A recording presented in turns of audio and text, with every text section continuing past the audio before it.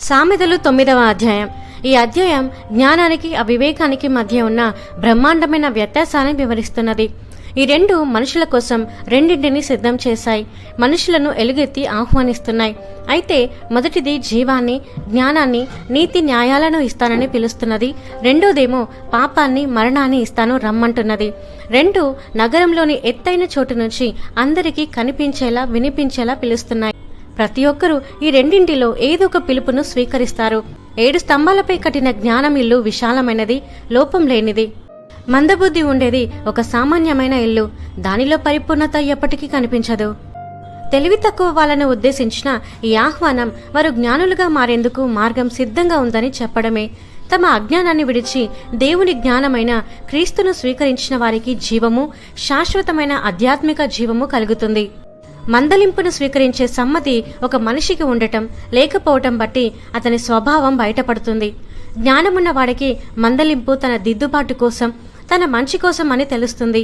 జ్ఞానం లేని అపహాసకుడికి ఈ గ్రహింపు ఉండదు.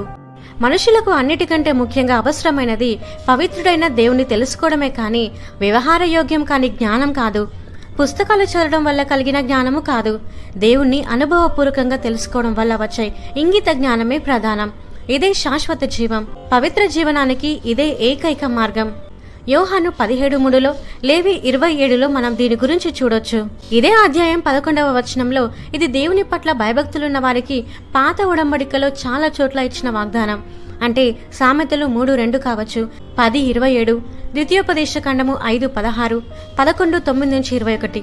క్రొత్త ఉడంబడికలో దీన్ని అంతగా నొక్కి చెప్పలేదు. పైగా ఈ లోకాన్ని విడిచి క్రీస్తును చేరుకోవాలని క్రొత్త ఉడంబడిక విశ్వాసుల ఆశ.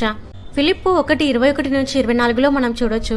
అయితే ఏ కాలంలోనైనా యెహోవా పట్ల భయభక్తులు, పరిశుభ్రమైన క్రమశిక్షణ పూరితమైన జీవితం దీర్ఘాయువును ఇవ్వగలదు. విషవాంఛలకు, పాపానికి లోనైన జీవితం ఇలా అవ్వదు.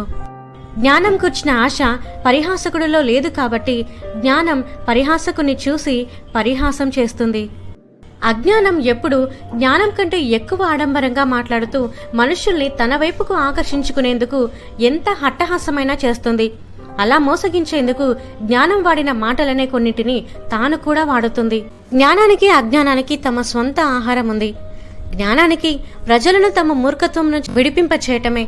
అజ్ఞానానికైతే రహస్యంగా పాపాలు చేయించి దానిలోనే మరింత లోతుగా కూరుకుపొమ్మనేలా చేయటం. కనిపించే సత్యాన్ని వారికి కనిపించకుండా, వినిపించకుండా చేయటమే. స్వభావ సిద్ధంగా మన అందరం అజ్ఞానానికి అతిథులమే. మనం దాని ఇంటి నుంచి బయటపడి జ్ఞానం ఉండే భవనాన్ని చేరుకోగలగాలంటే అది దేవుని కృప వల్లే సాధ్యం.